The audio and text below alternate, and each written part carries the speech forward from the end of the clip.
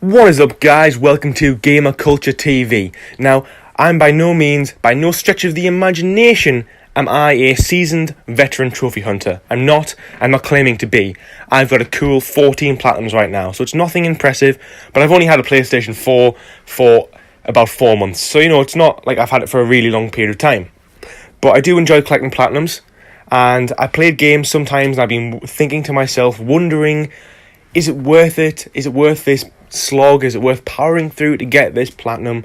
And then I hear it and I see it, the ecstasy of that platinum trophy popping up, and I know to myself that it's worth it.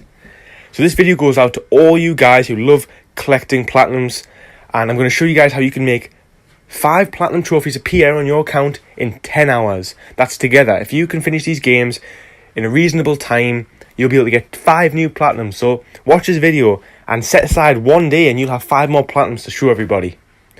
Let's get started and start with number 1. So first up is Orc Slayer. So if you haven't heard of this game already, it's quite famous amongst trophy hunters because it's easy to platinum and it's quite terrible, and it's known for being pretty terrible. So basically you run around with a crossbow and a sword or an axe and you just kill orcs. It's basically that simple. Each mission you kill between 100 and 200 orcs and then you just move on to the next one. Most missions will take you less than 10 minutes, with a few taking you 15 and 20 here and there, making the game last between 2 and 3 hours depending on your skill level. Sometimes there's some bits which can be a bit tedious if you don't know how to play it, but again, trophy wise it's very simple. Most trophies come from just playing the game, and then there's 2 hidden areas which you have to find, which are very, very easy. You can find them in about 30 seconds by yourself if you just openly explore, or if not, you can use a guide and you'll find them straight away. But like I said, this is probably the longest game of the 5 I'm going to talk about, and it probably is the most tedious and most repetitive. Okay, so next on our list is Nubla. Now this is a weird game. You can see by looking at it that it is a very odd game. It's basically a side scroller with about 10 missions that you just go through and get some collectibles and finish the mission. It's pretty straightforward.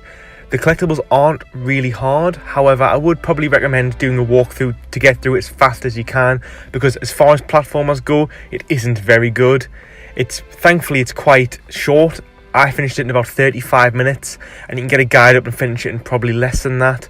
So even though it is quite dull, it's such a short trip, it's definitely worth the platinum. Okay guys, so next up is My Name is Mayo.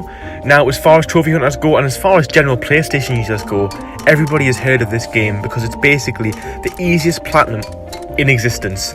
There's no debate that it is so easy. All you do is spam button and tap a jar of mayonnaise, and that's literally it, and you will unlock every single trophy in about 40 minutes. But I've heard that it's been completed in less than 20 minutes, so you literally can just spam a button, put a movie on, put one episode of a TV show that you enjoy on, and this platinum will pop up.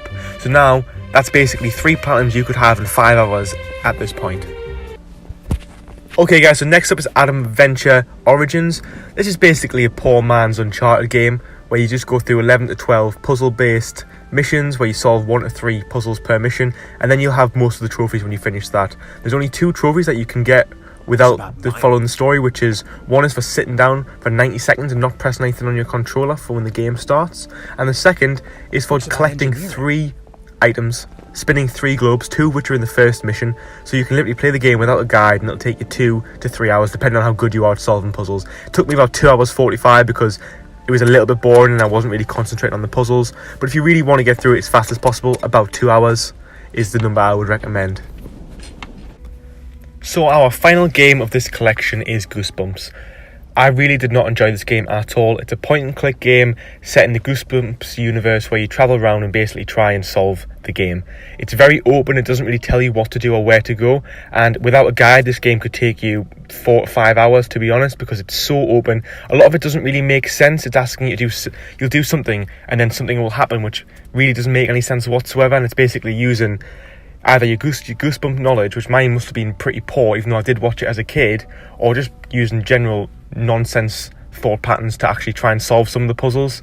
So I would recommend getting a guide up. If you get a guide, you can do it in about 40 minutes, which would round off the game all this collection to about 9 hours, which is pretty good. Without it though, you will struggle. This game is probably the worst game I have ever played. There's no debate there in my mind. It was just terrible. It was just so basic, so lazy. I wouldn't even pass it off as a game. I wouldn't even pay for it as a mobile phone game. I wouldn't play it for free, definitely not, if it wasn't for the platinum. I wouldn't recommend getting it unless you can get it in a deal, because I think I paid like £3 for it, which is why I played it. Otherwise I would not have bothered. But if you can get it on the cheap, or you really want an extra platinum, which you can get in 45 minutes, then by all means get it. And that's it for this one, guys. I went through 5 games where if you play them mediocrely well, you'll be able to get 5 platinums in about 9 to 10 hours. So I hope you like this video, guys. Don't forget to like and subscribe. If you guys have any other recommendations for really easy platinums, put them in the comments below. If you want to see another video like this, please let me know. And if you thought Goosebumps was a good game, please let me know as well, because I'd be interested, because maybe I just didn't have a good experience with it. But who knows? Alright guys, catch you guys on the next video. Peace out.